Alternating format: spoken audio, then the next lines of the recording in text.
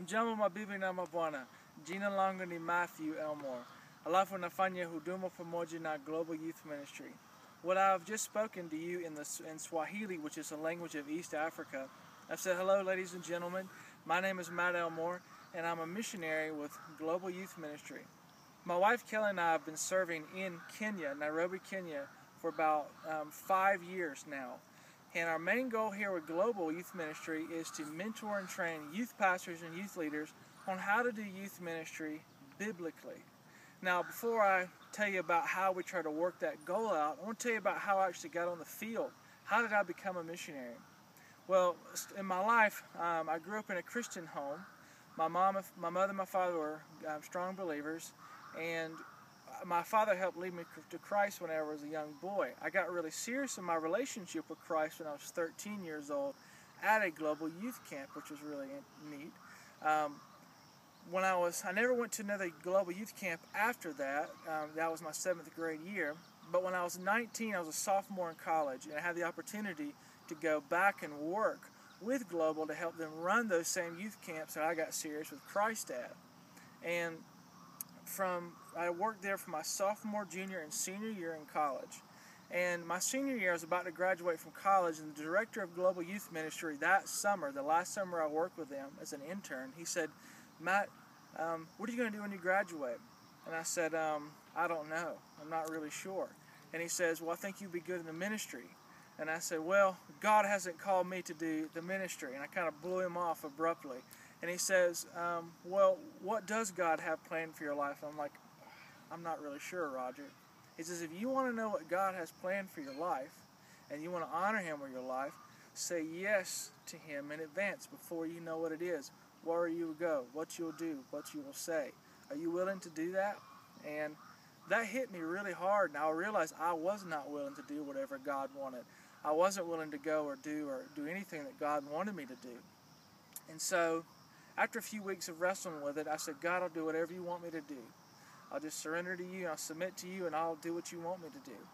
And so, God called me to do 3 things, real specifically. Number 1 was to marry my wife, Kelly. Number 2 was to go into full-time ministry. And number 3 was to go and serve him overseas.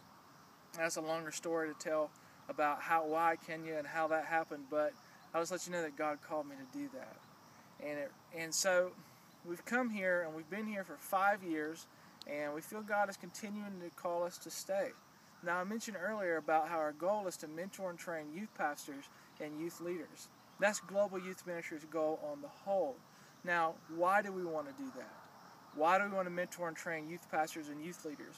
Well, number 1 is, personally, I may be able to reach, let's say, 10,000 youth and teenagers for Jesus Christ.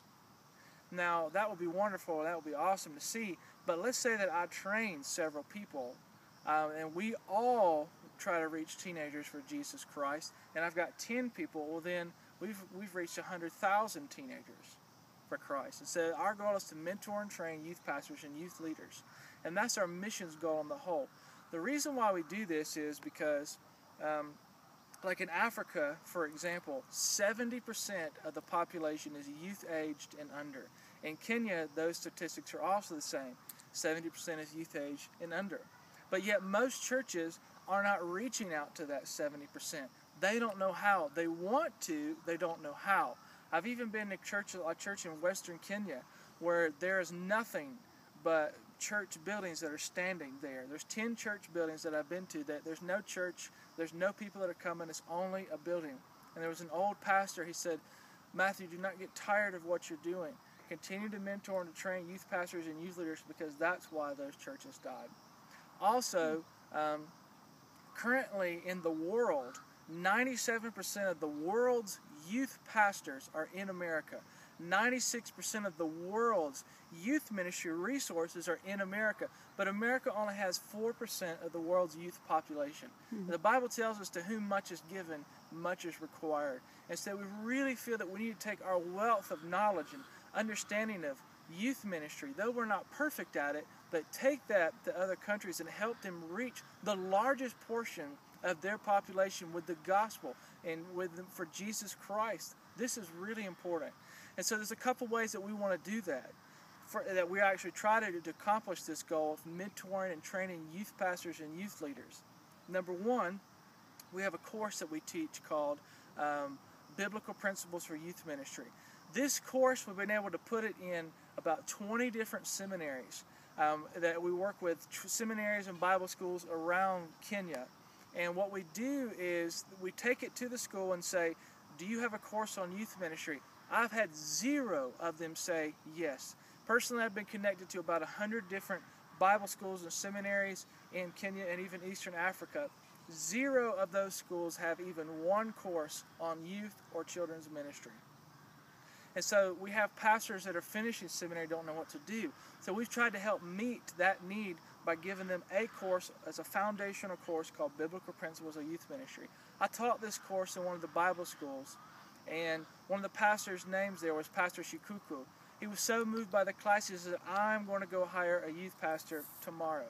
He started teaching this to the youth pastor, and he hired the youth pastor, and what he did was they took their church from 20 youth to 60 youth and added 6 new families in 6 months.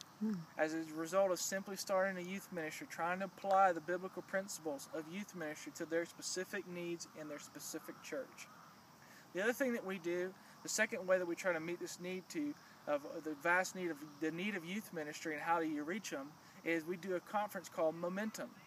At Momentum, what we do is we teach really simple biblical principles, things you can do right now to get a youth ministry going in your church. So we train youth leaders and youth pastors and all these other people, how do they do it? And we've had really great success through both of these, the biblical principles class and also the Momentum. We've been able to train about 2,500 church leaders on how to do youth ministry in the last 2 years. Also, in addition to all these things, is we write curriculum, because there's no curriculum on youth ministry that's culturally appropriate. Everything is from America. So we've tried to develop indigenous youth ministry things that are written mostly by Kenyans that I've been able to train and work with. Also, I do a lot of ministry and preaching in high schools and here in Kenya. We've been able to lead more than 2,000 adults and teenagers to Christ since we've been here in the past 5 years. And God's been doing a great work through our ministries and everything that we've been able to be a part of, and we're really grateful to see what He's doing. And I want to ask you, would you consider, as your church, maybe you as the pastor, you're looking at this and saying, how can we partner with Matt and Kelly? What I'd like you to do is consider partnering with us financially and also in prayer.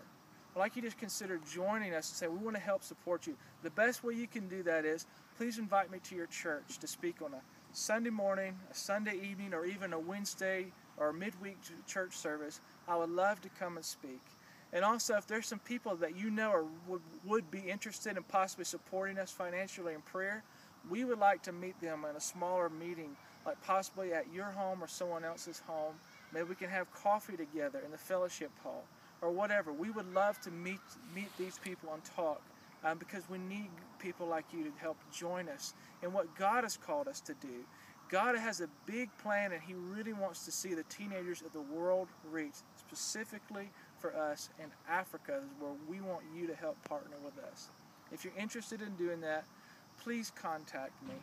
Thank you so much, and God bless you.